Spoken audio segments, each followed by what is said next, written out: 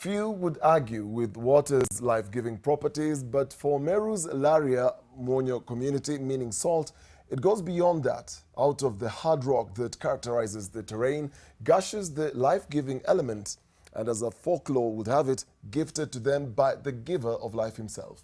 The story goes that the Lord Jesus Christ once traversed those parts, leaving behind a pool of water that never runs dry and his footprints etched in the rock.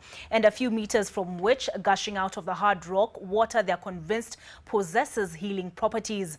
Skeptical? Well, maybe the inhabitants of Laria will make a believer out of you yet. Charles Mutethia is a believer. Like his father before him and his forefathers before that, he's convinced that the Lord Jesus Christ must have walked the hard ground of Laria in Meru County. How else, he poses, could these marks have been made? Si ya Yesu alikuwa anatembea huko jangwani. Pengine ni bila tukuambiwa ni wapi na wapi. Lakini bila kunaonekana alikuwa anatembea huku. Si unaona hii ni mguu ya punda ile ilikuwa inambeba. Sasa kupika mahali hapa, punda ilikuwa na kiu sana, hata Yesu alikuwa amechoka. Sasa akachuka chini kwa punda, akasimbia kisima. Hii ndio unaona hii kisima alisimbia hapa ya maji. Punda akakunywa, akatosheka, akarara hapa. Tunaona hapa ni punda analala anafanya namna hii. Yesu naye akatembea huku, akakanyanga hapo, hiyo ni nyayo ya Yesu. Tunaona hata ingine. Sasa kutoka hapa akateremka, akaenda njia hii. If you needed further proof of the water's miraculous properties, they say, just watch the animals, bypassing all other pools of water around them and making a beeline for this one. The people of Laria in Meru County believe that the good Lord once walked these parts. The proof, you ask, these footprints.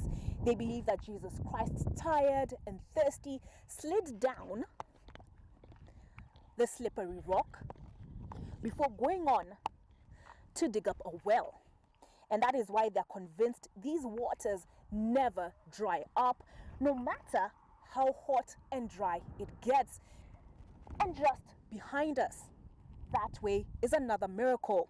Waters they're convinced cure stomach ailments and even treat diabetes. The inhabitants of Laria convinced that they possess healing properties.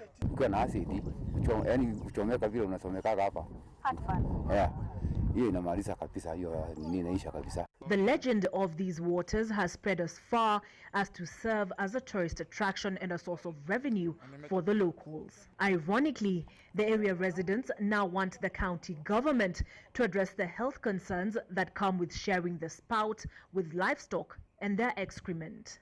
Ningetaka county tusaidie ni kufanya hapa kuwe safi, kufanya hapa nini kama ya ng'ombe tengenezwa pale hapa kukatai kukanyangwa.